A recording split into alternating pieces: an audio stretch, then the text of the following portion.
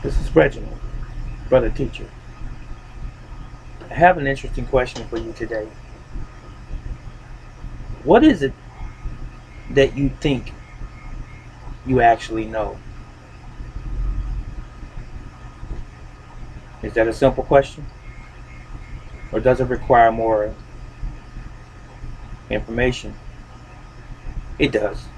Now, there are some that will come on this page or on this platform and they'll look at my videos sometimes and they will say, I've heard guys say, and mainly guys, get to the point. It took you 5 minutes to get to the point and so forth. That response from those individuals speaks to their ignorance. Everything is not always so cut and dry. Everything is not always simple for some people.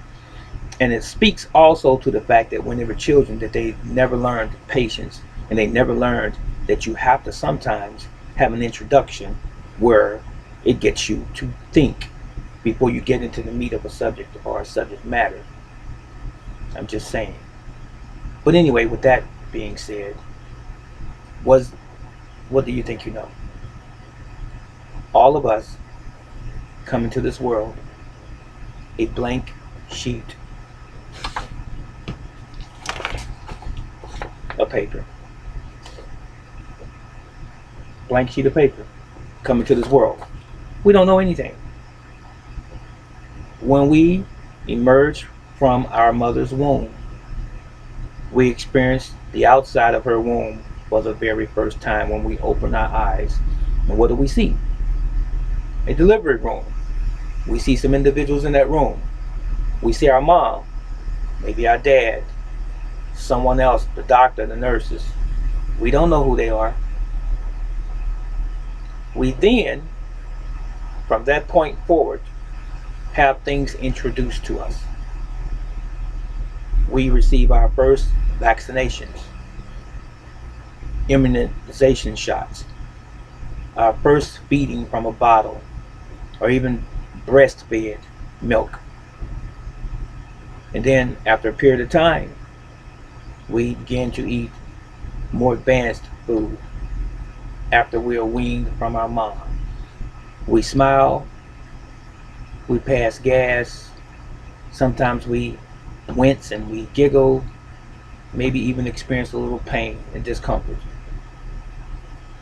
We then begin to bond with our mom and our dad maybe. And if we have siblings, these other individuals come around us and we become familiar with them. And we know that they're a part of our world, so to speak, almost instinctively. We know this. And as we begin to grow, to develop, to mature in size and intellect even, brain cells are growing even more. Body begins to get a little bit more weight. We see familiar surroundings in the home in which we are dwelling in. We see a television. We don't know what it is, but we see it. We see furniture. We see other individuals come around that are family and friends and so forth. Then we begin to smell aromas from foods that's being cooked on the stove. And we take our first steps after we crawl.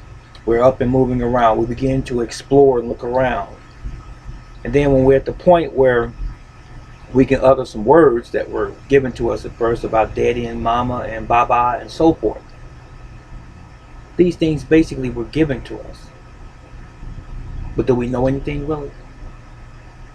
And then at some point in time we're thrust into maybe a early childhood program. Head Start maybe. Then preschool, kindergarten.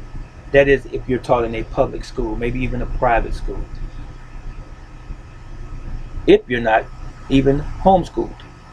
But for the most part, you're thrust away into this situation where you have an environment of other children around your age.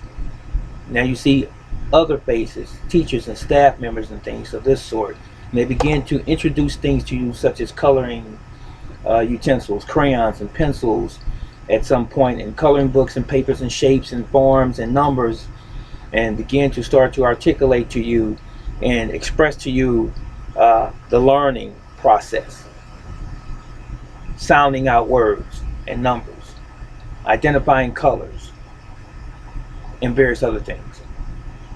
Not to mention our families introducing religion to us, or spirituality on some level, and showing you that there is something greater than you.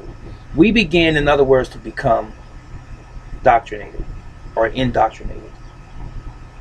Can we also use the word program?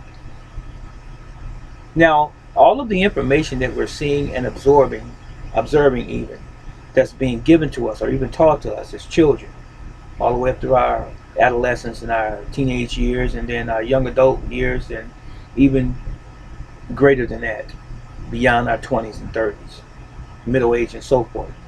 All of the information that we've been exposed to, such as laws of the land and, regulations and rules and statutes and ordinances and things like this in our society, and what's acceptable and what's not acceptable, and the color of people's skin and so on and so forth, and different religions and that.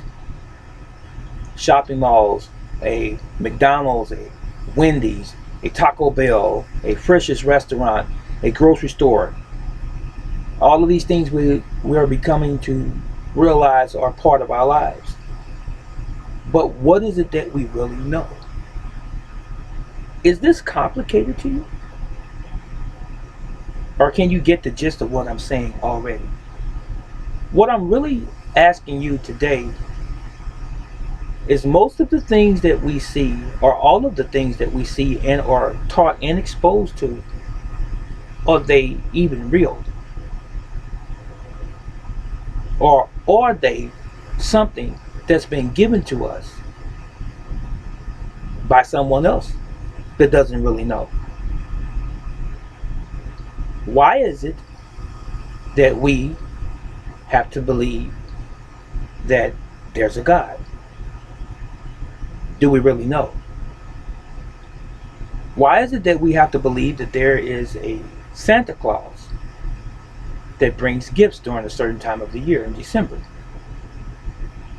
Why is it that we celebrate Easter? Why is it that we have to stand and pledge allegiance to a flag, and we don't know what a flag is as a child? Why is it that we have different tastes, things we like and don't like?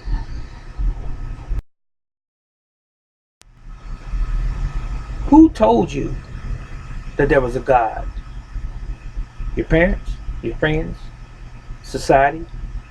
Someone at your school? Or maybe even the church that your mother and father took you to worship? How do you know that there's a God? Who told you that there was a Santa Claus? Is he real? Or is he just made up? Is he a caricature of something that's supposed to be real or was real? Who told you that Easter had any relevance to your life at all? Who told you that Passover was even important? Who told you that man actually took a spaceship to the moon and returned? Who told you that? Who told you that your name is John, or Barbara, or Joe, or Marie, or Kathy? Who told you that? Is it true? Am I sounding confusing to you today? Who told you that the clothing that you wear is a necessity? Who told you that you had to go to school to get an education?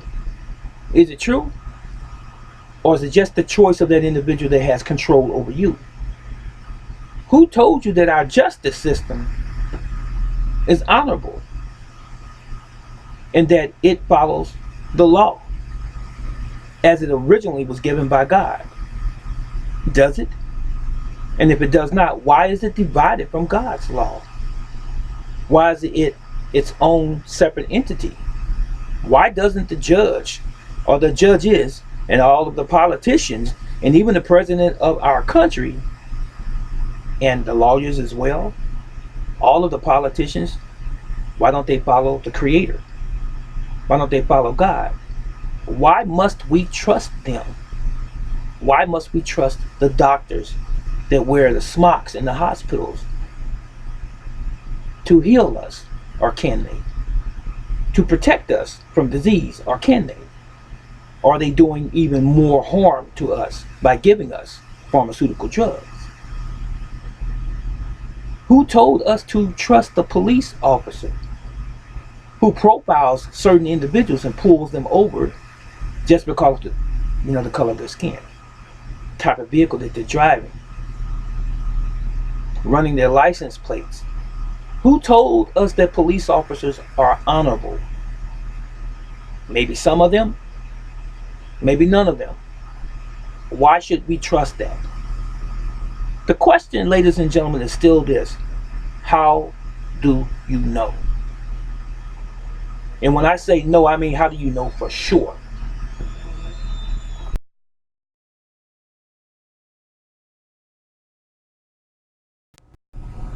We drink municipal water from the tap in our home, in the kitchen.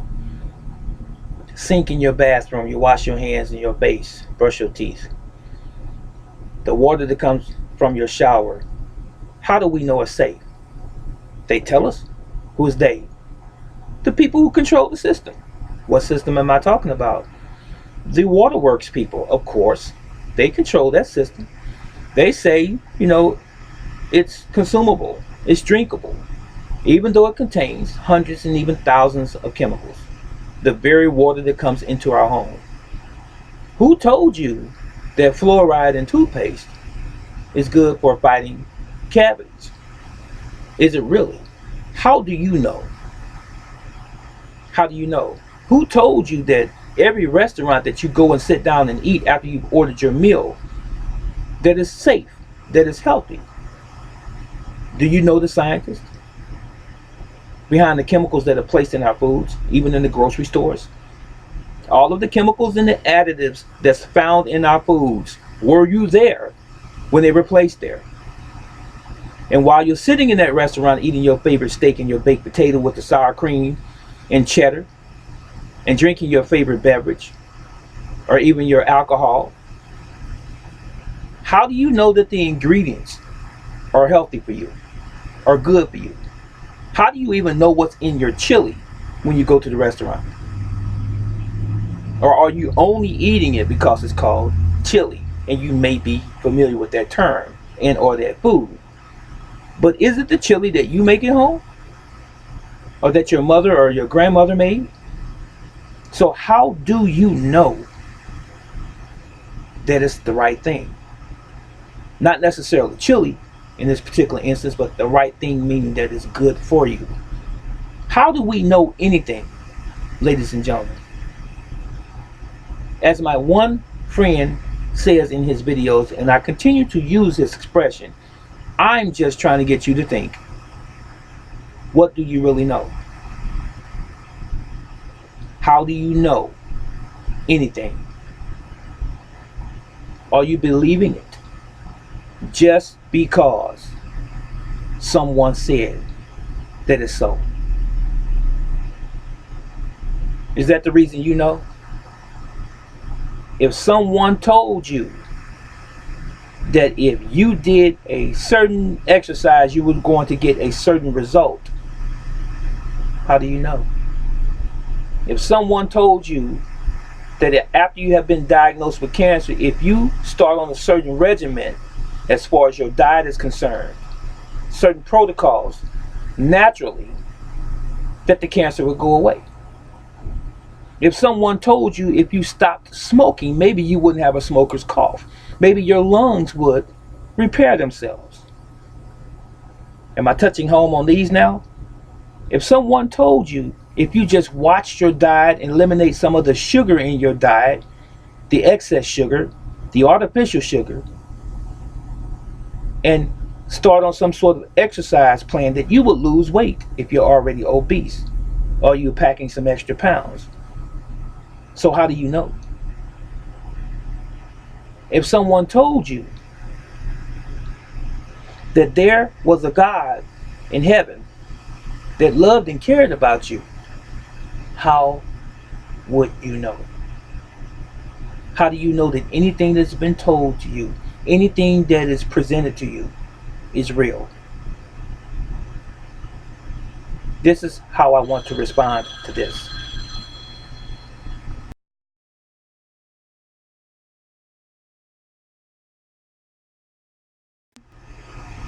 are going to have to excuse the phone ringing. It's not going to deter me from this particular message. What I'm trying to do is to get you to think. If you consider yourself or yourselves intelligent, reasonably intelligent, I'm not saying you have to be an Einstein. I'm not saying you have to be a nuclear physicist, but reasonably intelligent. And if you believe that you have any semblance of common sense, listen to this real carefully. What would you do if all or most of the things you've ever been told and taught were not true? What would you do? Have you ever considered this? Have you ever thought about it? Now, would you do anything to try and reconstruct your paradigm, the way in which you see things, the way in which you perceive things, or view things, and even act upon those things? So this is what I'm really saying. Question and challenge everything that you've ever been told, that you've ever been taught, that you've ever been exposed to. Question and challenge everything. Then that experience, those experiences will be the reason why you actually know. In other words, just because someone told it to you doesn't necessarily mean it's right or correct or proper or ethical or good or bad, unless you have challenged it, questioned it, processed it, and maybe even experienced it. Then and only then can you say that you know. This may have been a little bit over your heads.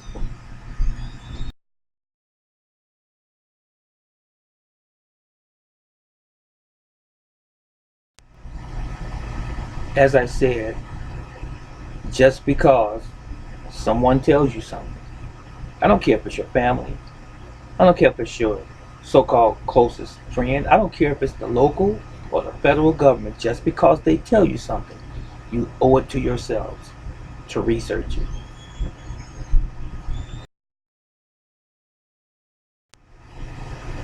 And after you have done your own research, your own due diligence, you come up with your own conclusion.